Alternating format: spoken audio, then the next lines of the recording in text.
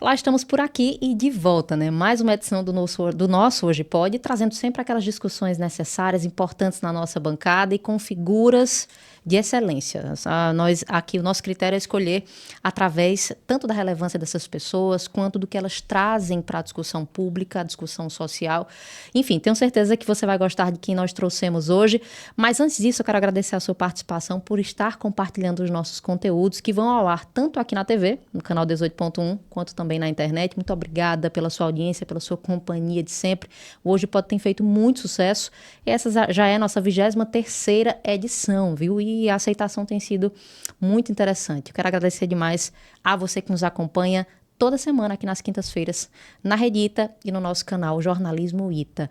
Vou pedir como de praxe, viu, Caio, que você abra as câmeras, porque sim, vamos apresentar mais uma convidada hoje. Ela divide a bancada comigo, essa mulher forte. Eu tenho acompanhado o seu trabalho já há um tempo, porque ela também tem feito uma divulgação muito interessante nas mídias, nas redes sociais, do trabalho dela, enquanto alguém que representa a Polícia Militar da Paraíba. A Tenente Coronel Viviane Vieira está aqui conosco para conversar bastante sobre a vida, sobre a trajetória, sobre essa rota também que você vem traçando. Enfim, seja muito bem-vinda. Eu agradeço o espaço, de verdade. É muito bom quando a gente pode dividir, inclusive, a bancada com outra mulher comunicativa, uma mulher forte. E eu fiquei muito feliz com o projeto que hoje pode, que nos dá uma total liberdade para falar sobre tudo. Sobre Verdade. A nossa vida, sobre o nosso trabalho, sobre a nossa vida pessoal. Isso é muito bom, quando a gente pode romper barreiras e falar sobre o que a gente realmente bem entender. Sem dúvida alguma. Então vamos começar essa conversa, Tenente Coronel, porque eu acho que são vários pontos aqui, são várias camadas que eu poderia traçar como características fortes suas. Inclusive essa mulher também que está num ambiente que ainda é majoritariamente masculino, um ambiente de liderança também. Recentemente, para quem não acompanha política ou para quem não acompanha, enfim, atualidades, a Tenente Coronel, ela assumiu até então, enfim, ou tinha assumido o comando do 21º Batalhão, não é isso? Cabedelo. Cabedelo, exatamente. E deixa esse comando agora para, digamos que, novas responsabilidades. Eu queria que a senhora falasse um pouco a respeito disso também e já citasse o porquê de deixar uma responsabilidade para provavelmente assumir uma maior ainda, né? Exatamente. A gente pensa, quando a gente pensa em uma mulher, quando a gente pensa numa mãe, uma trabalhadora, a gente pensa nela em multifacetas. Uhum. Então, nós trabalhamos, nós educamos, nós orientamos e não há, eu acredito que não há diferença nesses ambientes no quais você direciona as pessoas. Você instrui, você ajuda, você auxilia, você dá aquela prestação de socorro. Então, eu iniciei na polícia muito nova, eu tinha 17 anos. Então, comecei o serviço público muito cedo. Isso percorreu 20 anos da minha vida, da minha carreira. Sempre quis segurança pública? Sempre quis segurança pública. Eu acredito que quando a gente ajuda uma pessoa, eu sempre falo do salário moral. A gente precisa realmente ser bem remunerado pelos nossos serviços, mas existe aquela adicional do salário moral, que é o pagamento moral de você estar prestando um serviço bem à sociedade e eles retribuírem com a gratificação, do carinho, do respeito. E isso eu recebi muito em Cabedelo. Tanto é que quando eu cheguei em Cabedelo em 2023, início de 2023, passamos 3 anos e alguns meses no comando de Cabedelo. E é muito engraçada a nossa história, porque ela está muito imbricada com essa questão de pré-candidatura, porque nós tivemos eleições suplementares em Cabedelo. Exato. E a situação está difícil lá, né? Situação instável. É complicado. E essa questão do flerte político, se assim a gente pode dizer, Sim. Começou lá atrás, em 2012. As pessoas já me chamavam para fazer parte de bancadas e tal, e eu sempre refutei. Não é um amor novo, então? Sempre refutei porque eu acredito que a gente não faça nada por impulso. Sim. Então, foi amadurecendo. Então, eu fui pega de surpresa quando, em pesquisas espontâneas, o nome surgiu e eu tava com meu filho brincando e o celular não parava. E eu disse, gente, o que é que tá acontecendo? Não, seu nome surgiu como uma possível candidatura à Prefeitura de Cabedelo. E eu fui tomada por um susto. Imagino. Mas também fiquei muito feliz. Porque é um reconhecimento de um trabalho que você tem de proximidade com as pessoas. Sim. Quando espontaneamente uma pessoa, ela fala o seu nome, então automaticamente você pensa, poxa, ela se identificou comigo, ela me ligou a um propósito, a uma qualidade, é uma característica. E isso me deixou muito feliz. Sim. Porque o meu trabalho ele é seguido por legalidade, o meu trabalho é seguido por vários princípios que são regidos em pessoalidade. Então, assim, fiquei muito feliz. Mas a gente não faz nada por impulso. Então, as pessoas até me perguntavam, mas por que você não aceitou? Porque não, a gente não faz as coisas por impulso. E assim, as mulheres, elas amadurecem a ideia, trabalham a ideia para aí sim a gente atuar, né? E parece que a assim gente tem que dizer. pensar mais vezes, né? Antes de tomar uma decisão. A Muitas sensação que eu tenho é vezes. essa. É uma sensação, com certeza, porque assim, e o bom de dialogar com mulheres é porque nós sabemos e sentimos na pele o que nós vivenciamos cotidianamente. Se temos atitudes, nós temos que pensar 2, 3 vezes, 5 vezes, amadurecer, e aí sim, porque todas as consequências são diferentes, as falas são diferentes, os filtros são diferentes, e nós temos que ter muita responsabilidade, muito cuidado com o que fazemos, falamos e pensamos. E aí veio esse diálogo, esse amadurecimento. Sim. E aí a oportunidade de poder se lançar de um modo diferente, mas com o mesmo propósito, de ajudar pessoas, de auxiliar pessoas, de cuidar de pessoas, só que numa nova roupagem, em um novo filtro, por assim dizer. Estou na polícia há 20 anos, então, por 20 anos, essa foi a minha mola mestra, de servir e ajudar pessoas. Para a mulher, a gente está falando aqui da mulher que tem que se provar cada vez mais, independente da área, mas em algumas circunstâncias ela tem que se provar, acho que 3, 4 vezes mais. Na polícia é dessa forma, na política eu já sei que também é. Mas na polícia, dentro da corporação, durante esses 20 anos, essas 2 décadas de trabalho intensivo, foi necessário também ter que se provar mais vezes. Ainda mais em cargos de liderança como esse que a senhora assumiu recentemente. Não, com certeza, com certeza. E isso é uma cultura, inclusive, imposta às nossas meninas, aos nossos adolescentes e, subsequentemente, mulheres, né? Que a gente precisa se provar, inclusive, pra gente mesmo. Muitas vezes a gente fica se auto-sabotando, acreditando que a gente tem que reafirmar posicionamentos, inclusive. Essa questão da liderança, eu acho que você, com o tempo, você vai tornando natural. Vai sendo seu cartão de visita. Então, quando você olha para uma pessoa que já está há muito tempo, de profissão, muito tempo de estrada, então, assim, a gente... hoje, eu não me dou mais esse luxo de querer me provar mais para ninguém. Mas depois de quanto tempo, né? Depois de terapia, né, também. Também. Então, assim, hoje a minha identidade, hoje os meus princípios, hoje o que eu penso, para mim, me basta. Se trouxer paz ao meu coração e à minha mente, eu estiver em paz comigo e com Deus, tá tudo tranquilo. Tenente Coronel, eu vi um material seu, inclusive um vídeo que eu achei que me chamou muita atenção nas redes sociais, que a senhora falava que em algum momento da sua carreira teve que, de alguma forma, apagar os seus traços femininos, né, para, enfim, para conseguir lidar bem no meio com muitos homens. Isso é um fato, é uma realidade, né? E como é essa desconstrução daquilo que é uma característica muito inerente à senhora, que é a feminilidade, né? A nós, em algum momento a gente tem que mudar para se enquadrar e para se proteger também, né? Então, a gente vai fazendo esse estudo interno e hoje eu vejo como uma carapaça, como um personagem. Entendo. Que você monta de autoproteção. Então, se você olha para aquela mulher é mais dura, então eu não vou me aproximar dela.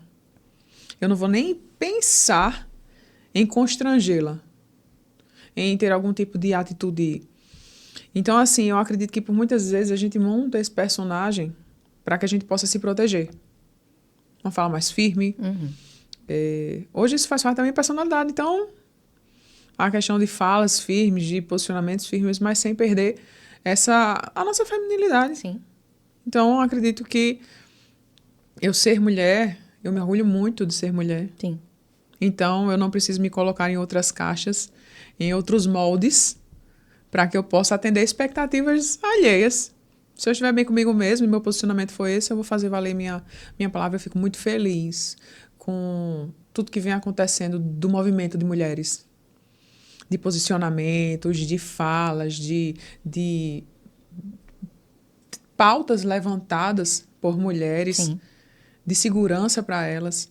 Isso dá muita força para que a gente possa assumir as nossas identidades reais, de mulheres, de mães, de irmãs, enfim, mas que a gente tenha a segurança de ser quem nós somos, só por sermos mulheres. Uhum. E tá ok. Não precisamos nos encaixar, não precisamos colocar máscaras, não precisamos nos enquadrar em outros perfis para poder pertencer, porque nós temos o nosso. De fato, viu? É muito importante essa pauta aqui, inclusive para mulheres que nos assistem, que ainda estão, digamos que nessa esfera de opressão, né? Existem muitas mulheres que têm medo ainda Com certeza. né, de se mostrar, de ocupar lugares, né? Com certeza. E aí eu não tenho dúvida que essa sua fala, o seu posicionamento também nas redes sociais tem sido muito importante. Acaba sendo uma referência, né? Uma mulher que alcançou certos lugares, que conseguiu, porque não é só alcançar, mas é se manter também. Com certeza. Né? Se manter firme, respeitada. Eu acredito que a senhora já tenha passado situações difíceis também no meio. Com certeza. Desafiadoras, assim. Com certeza. Assim, eu falo pra você que isso eu nunca disse pra ninguém em nenhum podcast, em uma entrevista, em nada. Uhum. Já em 2 situações, já no comando de cabedelo, eu pensei em desistir do comando. Nossa. Foram 2 situações bem pontuais. Eu disse, não, eu vou entregar, acho que eu não consigo, não. Então, assim, é uma autossabotagem que a gente tem. Sim. Então, assim, inclusive foi uma fala do meu esposo que me deu muita força para não desistir. Ele disse, tantas pessoas já conseguiram, tantos homens conseguiram, porque você, que é uma mulher forte, não vai conseguir. E que processo raro é esse? De ter um companheiro que de alguma forma está do seu lado apoiando um papel difícil como esse. Porque, venhamos e convenhamos, é muito incomum, né? Sim. É incomum Sim. E é um suporte extremamente importante, né? Sim, inclusive, nesse novo caminho que a gente seguiu. Ele também está junto, está do lado. Está do lado, assim, a gente conversamos, sentamos e dialogamos, porque minha linha sempre é essa, a gente senta e dialoga. Sim. Para tudo que a gente faz nas nossas vidas, a gente precisa sentar, dialogar, argumentar e decidir o que é melhor e o que pode ser descartado. Então, nesse processo, nós sentamos e ele disse, eu estou com você. Vá que eu estou aqui dando suporte, eu estou aqui lhe apoiando, eu estou aqui para lhe dar força, eu estou aqui para ser seu psicólogo quando você precisar. Importantíssimo isso, gente. E nesse processo de comando também aconteceu isso. Porque tantos homens conseguiram, por que você não consegue? Lógico que você vai conseguir, vai desistir não. Então, assim, eu fiquei muito feliz. Porque eu acredito que é essa formação que a gente tem que dar aos nossos filhos. Sem dúvida. Uma posição de respeito, uma posição de apoio. Porque eu acredito que, por esse exemplo, a gente vai ter uma sociedade muito melhor. De ter homens que vão respeitar as posições das mulheres. Porque nessa criação, a gente incutiu na cabeça das crianças que elas precisam realmente respeitar as mulheres. Precisa dar dignidade, a gente precisa ser respeitada, ser amada, ser cuidada. E ser validada. Então, é disso que a gente precisa, é dessa criação com exemplo. Eu fiquei muito feliz, porque eu disse, poxa, eu não esperaria nada diferente de você.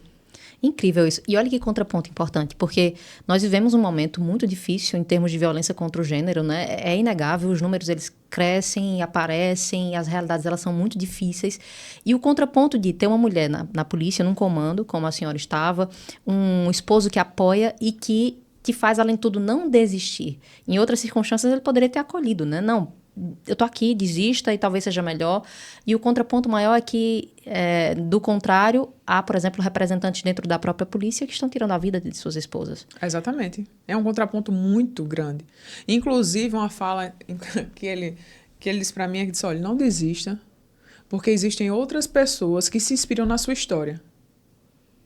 Então, você vai ser uma pessoa que vai abrir portas para que outras mulheres possam passar, outras mulheres possam resistir, outras mulheres vão permanecer. E a gente tem mulheres incríveis na Polícia Militar. E eu sei que em várias outras esferas das profissões existem outras que simplesmente porque viram um exemplo não desistiram das suas carreiras, não desistiram de lutar, de ficar e resistir, permanecer nos lugares.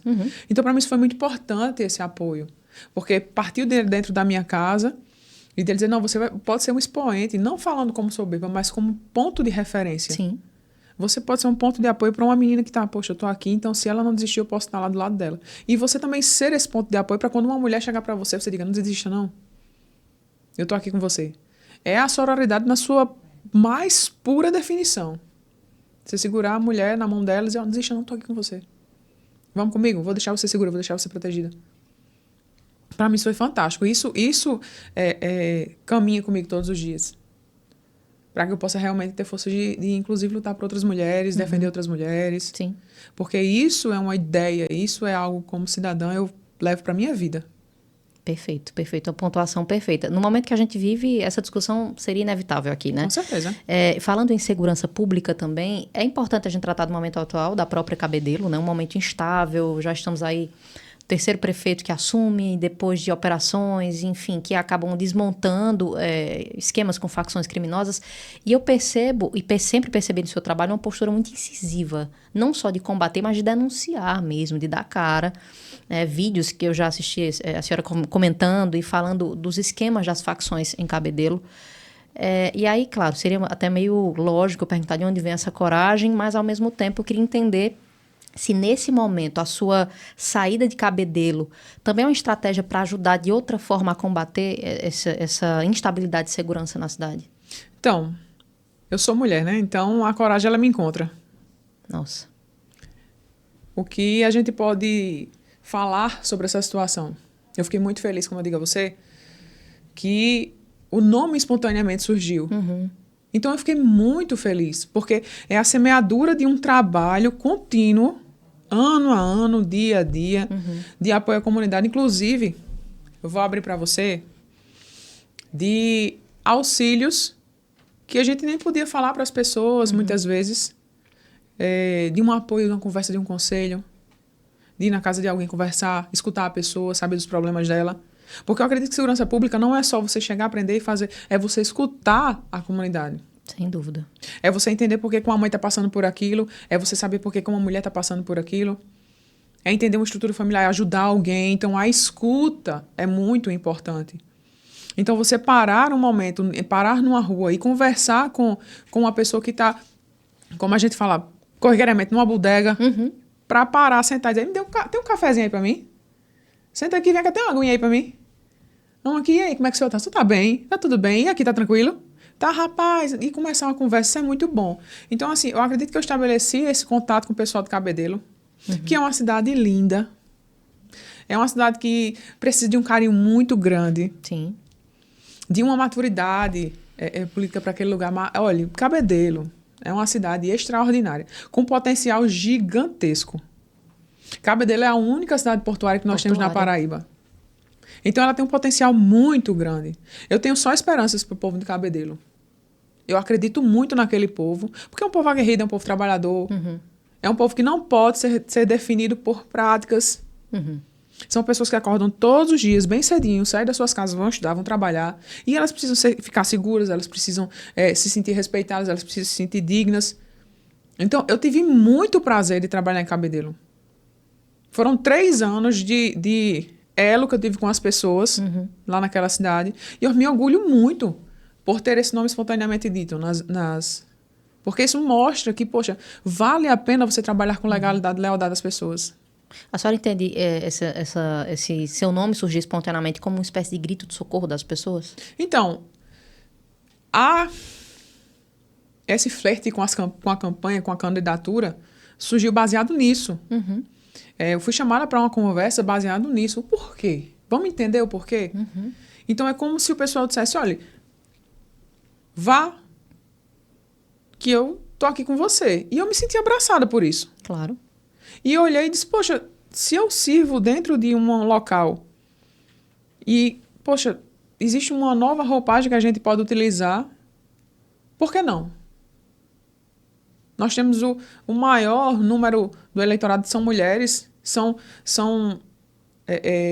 ideias que precisamos defender, são pessoas que a gente precisa defender, são, inclusive, acredito que vamos falar sobre as crianças atípicas, sem dúvida, famílias atípicas, que em Cabedelo nós temos muitas. Em várias comunidades que eu entrava, eu via famílias, porque quando você vive com uma pessoa, você consegue identificar alguns traços. E eu perguntava e as pessoas diziam, não, realmente ele é. Então, assim, por que a gente não servir de uma forma diferente a essas pessoas? Para quem não sabe, a Tenente Coronel Viviane Vieira é mãe de uma criança atípica também. Isso. E por isso que ela está falando aqui dessa familiaridade, né? De reconhecer, só de ver, só de olhar. que também é outro nicho que carece de uma atenção especializada mesmo, assim, né? Porque aquela ideia de que os diagnósticos eles estão aumentando, eu acho que a gente está conseguindo ver mais, né? Visualizar e visualizar com muito mais respeito a essas pessoas, né? A gente hoje tem acesso à informação. E nós temos acesso à saúde. E eu acredito que não é porque está crescendo. Eles estiveram ali. Só não teve um cuidado específico. Exato. E um direcionamento para ter um laudo, para ter um acompanhamento. Eles sempre estiveram ali. E eu acredito que esse olhar diferenciado de quem sente na pele, de quem vivencia dia a dia, é muito importante. Porque você sabe as necessidades básicas que aquela pessoa tem. Que uma mãe está exausta, que uma mãe está cansada, que uma mãe não tem uma rede de apoio, que uma terapia é longe da casa dela, que ela tem que sair todos os dias, é de segunda a sexta, muitas vezes no sábado. Você tem que prover um esporte para uma criança que tem um TDAH, porque ela precisa gastar energia. Sim. Então, assim, são fases e aspectos da vida dessas pessoas que muitas vezes não são vistas, passam invisíveis aos olhos de muitas pessoas porque elas não vivenciam aquela realidade. Eu falo de um lugar eu tenho um lugar de fala como mulher, eu tenho um lugar de fala como mãe atípica, eu tenho um lugar de fala como policial militar, que vivencia várias realidades e é multifacetada. Então, são vários âmbitos da realidade social que a gente dialoga, que a gente sabe, a gente convive, a gente vê, a gente vivencia. Não é algo que eu ouvi falar. Sim. É algo que eu vivo. É algo que corre nas minhas veias. Então, quando você tem propriedade para falar sobre algo, sobre o que a pessoa necessita, é porque você está ali e você sabe. Porque você vivencia, de fato, aquela realidade. É muito forte isso. A coisa de sentir na pele, né? De estar dentro do contexto. De fato, é isso. Eu digo a você, falando sobre a questão dos neuroatípicos, voltando para a questão da mulher, eu sempre falo para as mulheres, a gente tem, nas nossas vivências, em algum dado momento, a gente sentiu medo. Por entrar numa sala, e não porque eles iriam fazer qualquer coisa, mas até o nosso medo de entrar numa sala com muitos homens. Sim, claro. Entrar num carro por aplicativo. Toda hora. Então, assim, a gente vive com essa sensação. A mulher tem essa sensação. Sim. Então, nós precisamos que as mulheres se sintam protegidas, guardadas, resguardadas, que sejam seguras, que estejam seguras de fato. E eu acredito só que com medidas, com leis fortes de proteção para a mulher, é que eu e você, como mulheres, nós vamos conseguir. Perfeito. Tenente Coronel, vamos para um breve intervalo. Na volta tem muito mais aqui. Inclusive, tem mais um cafezinho para a gente tomar aqui. Eu já percebi que a Tenente Coronel gosta muito de café, né? Já estava olhando ali para a garrafa, já. Já estava esperando um cafezinho. Vamos aqui reabastecer as nossas xícaras e a gente volta daqui a pouco com muito mais, falando sobre a atuação dela no meio militar e também falando sobre a sua maternidade, enfim, contexto dela enquanto mulher na sociedade. A gente volta já.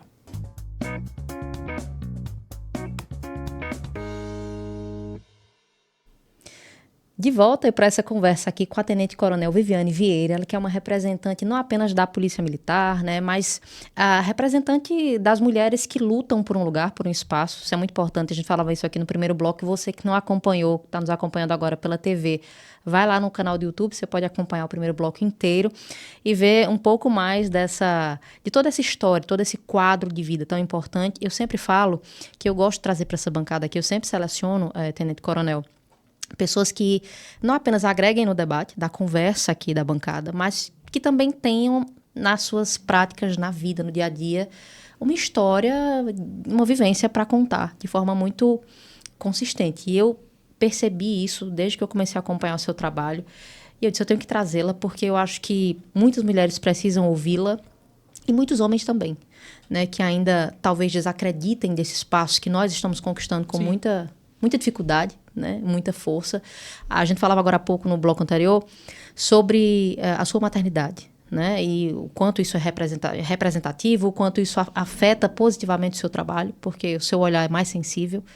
Mas no dia a dia eu queria que você também compartilhasse com a gente um pouco das suas dificuldades, porque não é fácil, né? Não dá para romantizar tudo também numa rotina que é densa, não é isso? Não dá. Nós sempre dizemos que a mulher, o ponto de partida dela é sempre muito mais atrás e é muito mais pesado. Porque eu raramente, isso aí eu falo eu preciso fazer um contraponto. Eu raramente vou ver reuniões de homens que eles parem a reunião para ligar para o filho para dizer, ó, vai fazer a tarefa. Você já tomou banho? Vai tomar seu remédio? Não acontece. Muito difícil. É muito difícil. Pode acontecer. Pode. Existe. Generalizar, a gente nunca vai generalizar. É verdade. Mas é bem difícil. E é um ponto fora da curva com isso. Só que se a gente for ver, a mulher, ela faz isso. Se você estiver num local e ela estiver preocupada com o filho que está dormindo, se está dormindo, se jantou, enfim, a gente fica preocupada com isso. Então, o ponto de partida é mais atrás. E quando eu disse que a gente se cobra muito, é com relação a isso. Quando você se lança, você tem destaque, você tem performance em vários aspectos da sua vida. Sim. Você começa a questionar, poxa, será que eu estou sendo boa mãe? Será que eu estou sendo boa profissional? Será que eu estou sendo boa nisso, boa naquilo? Então, você começa a se questionar. Eu me questionei várias vezes. Mas aí, eu disse, poxa, eu não preciso estar me questionando com relação a isso, sabe? Vou dando o meu melhor no que eu posso. E é isso que Deus vai sustentando a gente. É importantíssimo isso, porque quando a gente fala de uma mãe atípica, eu acho que as pessoas não alcançam até o momento em que talvez elas vivenciem isso de perto, né? Enfim, mas eu imagino que seja uma rotina complexa, com certeza, né? Uma rotina complexa, que exige muito de você também, acho que do seu esposo também, não é isso? De toda a família. De toda a família. É uma rede, se eu não tivesse uma rede de apoio, seria muito, muito mais difícil. Sem essa rede de apoio, a gente não... É muito mais penoso para a pessoa que não tem. Nesse lugar que a senhora se coloca hoje, enfim, o que é que a senhora vê que falta, talvez por parte do Estado, para essas mães que não têm essa estrutura, né? Que não têm um suporte? O que seria hoje, a nível de política pública, que poderia ser um provável início de solução? Então, quando eu levo meu filho à terapia, você tem que levar ele todos os dias. Existem crianças que fazem terapias todos os dias. Então, quando eu levo ele, eu sempre penso, poxa, uma mulher que ela depende do serviço público de transporte. Nossa. Ela vai todos os dias com seu filho para terapia e volta. Caramba, por que essa mulher ela não tem gratuidade no transporte público? Essa mulher, quando eu falo mulher, mas eu falo cuidadores, Sim. Eu falo todas as pessoas que cuidam das crianças. Por que ela não tem gratuidade? Porque ela tem que se deslocar para o local. A gente, os centros de referência de tratamento terapêutico, caramba, ela mora num local, então por que não pode ser próximo da casa dela? Distribuição maior de centros de terapia. Porque, se eu for falar, as terapias aqui, é terapia ocupacional, é psicopedagogo, são várias terapias. São psicólogos, são fonoaudiólogos. Nossa, é complexo, viu? São várias terapias para que a criança possa se desenvolver com sucesso. São várias. Então, assim, são centros de referência que poderiam ser próximos da casa dela. Distribuídos em vários locais. Essa mulher e essa pessoa que cuida dessa criança, quem cuida dessa pessoa? Será que ela tem um suporte psicológico para isso? Importantíssimo. Porque muitas mulheres estão exaustas e ela se isola e ela só doa. Quem cuida dela? Quem pergunta como é que você tá? Você tá bem? Então, assim, por que ela não tem esse apoio psicológico? Enquanto a criança está fazendo a terapia, ela tem um apoio psicológico junto. Enquanto a gente sentou, eu tive uma vivência uma vez em um local de espera de terapia, que a mulher, ela chegou, sentou e foi acolhida por outras mães, e ela disse, poxa, eu só queria que meu filho não me mordesse. Nossa, que drama. Então, assim, a gente deu água para ela, ela ficou nervosa. Mas eu fico pensando, e quem cuida dessa mulher? Quem cuida de quem cuida? É muito amplo isso aí. E muitas dessas mulheres adoecem e acabam morrendo até mais cedo, né? Por conta dessa carga. Porque as pessoas começam a ficar adoecidas da mente. Então, assim, a gente tem um cuidado com essas pessoas também é muito importante. É uma carga emocional que é depositada. E para você ter uma noção, muitas mães, quando recebem o diagnóstico, elas são abandonadas. A grande maioria, né? A grande maioria. Ela trata só. E é uma realidade que parece que as pessoas não enxergam muito, ou não querem enxergar. Porque a mãe, ela não vai deixar. Então, assim, ela é abandonada com um laudo quando chega Porque demanda muito tempo de cuidado e de entrega. Uhum. Então, ela não tem a rede de apoio, ela não tem um tratamento psicológico que é devido, não tem a proximidade da sua residência com o centro de referência de tratamento terapêutico. Uhum. Muitas vezes até o laudo, é difícil de você conseguir. Demora, né? Demora. Porque precisa, inclusive, ser feito um laudo de forma consciente, de forma responsável, de forma... Enfim. E eu fico muito preocupada. Me preocupa muito isso. Uhum. Porque isso tá na casa de muitas pessoas. Muitas pessoas. Um fato. E meu filho hoje, ele está desenvolvido e ele está se desenvolvendo bem porque ele tem muitas terapias a serviço dele. E as pessoas que não têm? E as pessoas que não dispõem disso? E uma mãe que está cansada? Exatamente. Que não tem esse acolhimento? Então, a gente precisa falar sobre, não só no mês de abril. Uhum. A gente precisa falar isso o ano inteiro e ser incluído. E isso eu falo como pertencente à sociedade. A gente precisa pensar nessas famílias neurodivergentes. Não só na questão do autismo, mas também incluir as pessoas com TDAH, com dislexia, com descalculia. Então, assim, a gente precisa incluir todo mundo. Inclusão não é só para um fato isolado, é para todo mundo.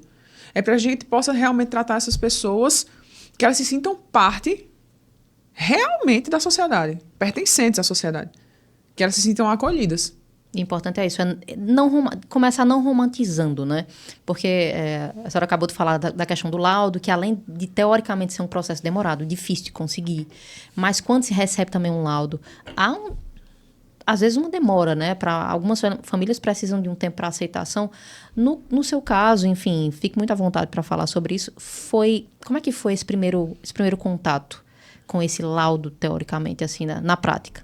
Então, você recebe... Não é fácil, eu não romantizo essa questão. É realmente um baque quando você recebe. Porque você entende, e a gente, como mulher, pensa muito à frente e dizer, poxa, como vai ser esse desdobramento nas nossas vidas? Então, eu acho que a gente passa por fases. Sim. A fase da negação, dizer, não, meu filho não. Imagino. A gente passa pelo que a gente fala, não luto de morte, mas luto de dizer, poxa, e agora? É uma espécie de luto também mesmo. Então, assim, você passa por essa fase eu acho que falo de luto, mas eu falo de morte de expectativas. Do que você esperava. Então, assim, aí você parte para a parte de ação. Vamos agir. Vamos aqui tomar medidas. E aí entram as terapias, e aí entra a área da saúde, e é muito importante que a gente cobre isso, que a gente vá atrás, porque, inclusive, nas escolas, as crianças, elas têm direito a um acompanhamento diferenciado, inclusive. Ela precisa estar ali acompanhada. E muitas vezes esse direito, ele não é validado. Sim.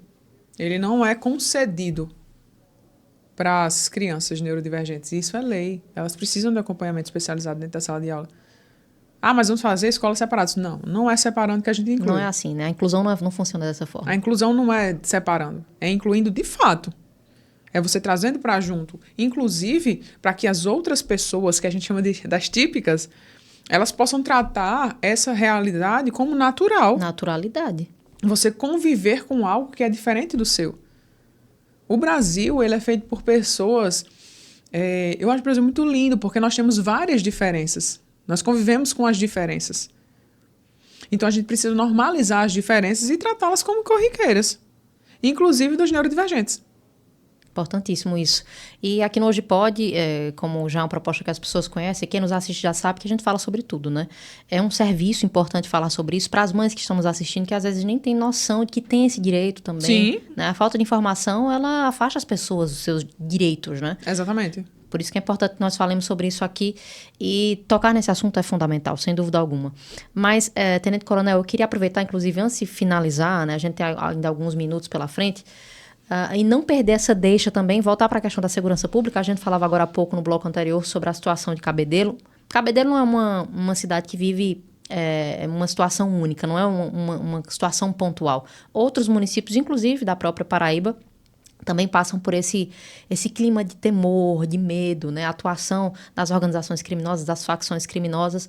E aí eu vou voltar para esse assunto, porque eu acho que quem está assistindo também acaba, de alguma forma, querendo entender alguns processos dentro do próprio combate às facções. Não sei se seria muito idealista essa minha pergunta, mas há uma forma, há um caminho de tentar retroceder, né? Porque eu acho que quem vive em cidades como Cabedelo deve pensar, qual a solução para isso? Eu vou viver refém dessa situação o tempo todo? Qual seria a solução? Retroceder para as forças de segurança, nunca. As forças de segurança, elas precisam, inclusive, avançar. O que eu acredito é que a gente precisa unir a população às forças de segurança. Uhum. Eu acredito que essa é a solução.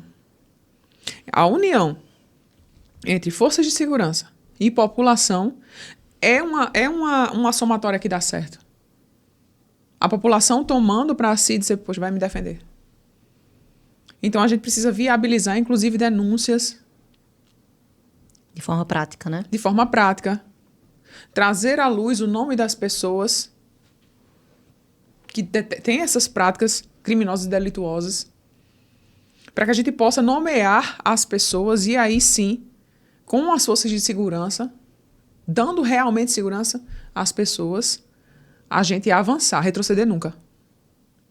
A gente não pode retroceder nunca. E nem iremos. Enquanto população, enquanto sociedade, enquanto polícia militar, não retrocederemos nunca. Eu queria até fazer uma pergunta, porque eu vejo o seu perfil muito humanizado. E quando a senhora comentava que fazer parte das forças de segurança não é só combater de forma ostensiva, é ouvir as pessoas, é estar próximo. Mas eu já questionei isso a outras figuras que representam a polícia, que já sentaram aqui comigo para conversar, sobre casos como, por exemplo, a Operação do Rio de Janeiro, que gerou muitas polêmicas, enfim, e que colocou, de alguma forma, a imagem da própria polícia num limbo de questionamento, de dúvidas. Qual a sua postura com relação a isso? Ao combate efetivo e ostensivo desse tipo de criminalidade? Então, a gente precisa entender e ir lá atrás. A gente precisa entender, e eu fiz esse traço com relação à educação básica. Quais são as soluções de curto, médio e longo prazo? Temos que ter soluções de curto, de médio e de longo prazo. Uhum. O que é que a gente não quer para daqui a 20 anos? O que é que a gente não quer que a nossa sociedade daqui a 20 anos tenha? Então, são ações pontuais de fortalecimento de inteligência, dos setores de inteligência de todas as polícias. Sim. Isso precisa ser viabilizado, isso precisa ser, inclusive, colocado orçamentos em cima. A gente precisa robustecer os serviços de inteligência de todas as polícias, para que a gente tenha, de fato, uma ação efetiva a curto, médio e longo prazo. Uhum. Então, ações com inteligência nós precisamos ter. Nós temos que ter defesa da sociedade civil, aquela pessoa que confia na polícia. Nós precisamos ter uma educação básica que ela permita que crianças hoje que têm 3, 4 anos, elas tenham uma linha de educação boa para que daqui a 15 anos ela não ingresse no crime. Uhum. Ela tenha outros exemplos dentro de casa e fora dela. Uhum. Para que a gente não pense que ações que são de curto têm que ser feitas sempre de curto, até... Não, a gente tem que pensar em curto, médio e longo prazo. A gente tem que pensar muito à frente.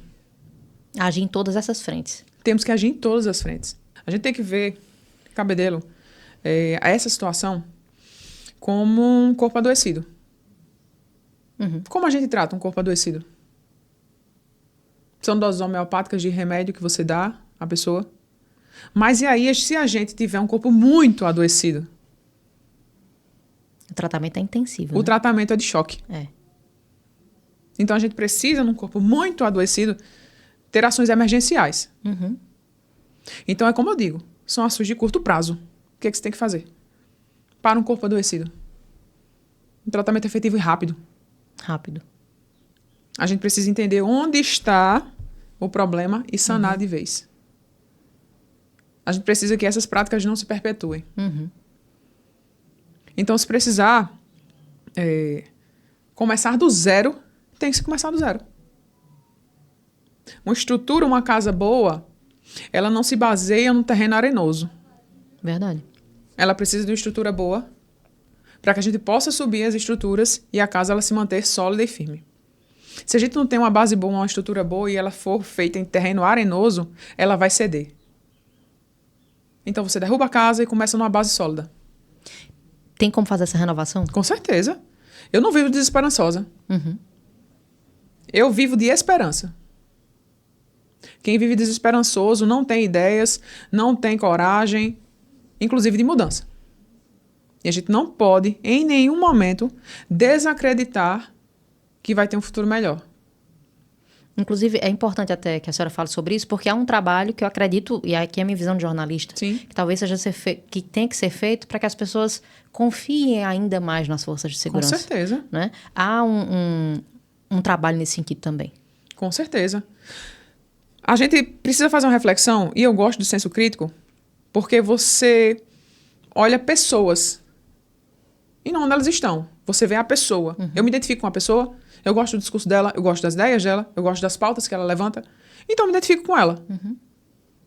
Hoje nós filtramos e temos um filtro, uma régua muito rasa. Muito.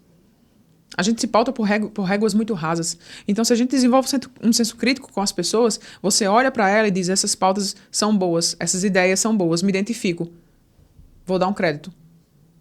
Então, a gente precisa realmente acreditar em pessoas, nas ideias que ela traz. Se a gente ficar idealizando e colocando pessoas em pedestais sem ver o que ela traz, sem ver o que ela dialoga, sem ver o que ela defende, você simplesmente vai ser uma pessoa que vai ser guiada por qualquer coisa. Vai ser manipulável. Eu acredito muito em Cabedelo, eu acredito que ali há uma base para ser construída porque é uma cidade com muito potencial. E é um exemplo que a gente pode trazer do micro para o macro. Exato.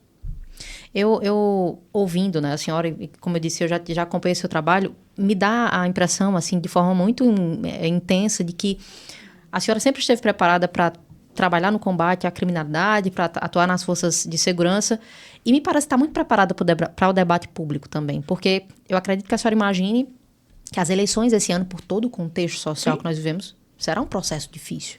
Sim. Não só enquanto uma pessoa que está chegando agora, né, enfim, que está ascendendo para a vida política, mas a senhora já tem uma noção de como esse cenário vai se portar, mas me parece que já está muito antenada no debate público. Essa sensação, ela é real? Porque a gente vive política na nossa vida. Concordo. A gente não vive política de políticos. Não são figuras. A política, ela, você olha, você está andando na rua, é política. É decorrente da política. A gestão pública é política pura em si. E quando a gente conversa, eu estou conversando com você, eu estou fazendo política com você. O tempo todo. No momento que eu estou sendo agradável com você, no momento que eu estou conversando, falando sobre pautas, falando sobre ideias, falando sobre bandeiras, nas quais eu estou incluída, e eu as defendo, eu estou fazendo política. Então não há como fugir. Quem não debate política, quem não gosta de política é governado por qualquer pessoa. Então, se você não debate, se você não entende, se você não consegue desenvolver um senso crítico, você vai ser governado por qualquer pessoa. E vai ser guiado por ideias vãs, inclusive ideias mentirosas. Então, se você é uma pessoa que debate, que entende, que gosta, porque é a sua vida. Você está inserido em sociedade e você precisa saber o que aquela pessoa que vai lhe representar traz de bom para a sua vida. Tem identificação com você? Tem identificação com as suas ideias? Tem identificação com os seus anseios? Sim. Então, ótimo. O que não é bom e o que não me traz um engrandecimento, um acréscimo, eu descarto. Tenente Coronel, eu já quero aqui, de antemão, agradecer a sua participação, sua presença, a disponibilidade, lembrando que ela viajou para estar aqui, né? Enfim, trouxe sua equipe de apoio também. Eu sei que reservar um tempo na agenda não é um processo fácil, né? Eu sei que a sua agenda agora está mais intensa do que nunca, mas eu quero agradecer e principalmente também por se colocar nesse lugar de quem não tem medo, né? De quem não tem medo de falar, de expor a verdade e, de alguma forma, de defender aquilo que acredita. Muito obrigada, viu? Não, com certeza. Para defender uma ideia, para defender algo que eu acredito, a gente anda 600 quilômetros. Não tem nenhum problema. E aqui foi um pulo. Campina Grande é colada com João Pessoa, não tem problema nenhum. E eu que agradeço esse espaço, fico muito feliz. Inclusive, é muito bom. Vou maratonar os episódios porque a voz dessa apresentadora é maravilhosa. Obrigada, fico feliz. É muito bom dialogar. E assim, as ideias fluem com pessoas que a gente gosta de falar, com as pessoas que a gente gosta de sentar, dialogar. É muito bom. Então, assim, é muito mais um bate-papo, um café, uma conversa muito boa. E eu agradeço demais esse espaço. Uma pergunta rápida, só antes da gente terminar. Não dava para não perguntar isso também. E uma resposta prática que eu sei que a senhora tem para isso. O seu partido PSB foi uma escolha consciente ou foi mais um convite? A senhora se encaixou também com as ideias do partido? Por que do PSB? Então, como eu falo com você, identificação. Uhum. A gente precisa ser direcionado por identificação, com ideias. Sem dúvida. Com pautas. E ver o trato com a coisa pública. Esse diálogo que eu tenho com pessoas dentro das comunidades, dentro dos locais, nas ruas, me traz essa coisa da gestão pública. Então, o PSB, o partido do ex-governador João Azevedo, que vai disputar para Senado, é algo que, inclusive, foi a convite dele. Nós sentamos e conversamos. E, para mim, foi a identificação com a coisa pública, com o trato da coisa pública. O ex-governador, ele fez muito pela Paraíba. Muito, é inegável. E eu tenho certeza que pode avançar muito mais. Mais uma vez, obrigada. Muito obrigada a você também que nos assiste, nos acompanha, pela audiência e por estar conosco todas as semanas aqui. Agradecer também à equipe aqui que sempre nos dá esse suporte, ao Caio, à Paloma. E agradecer também à equipe que acompanhou a Tenente Coronel Viviane Vieira. Eu vou ficando por aqui. Na próxima quinta-feira tem muito mais aqui no Hoje Pode. Fica com a gente sempre. Tchau, tchau.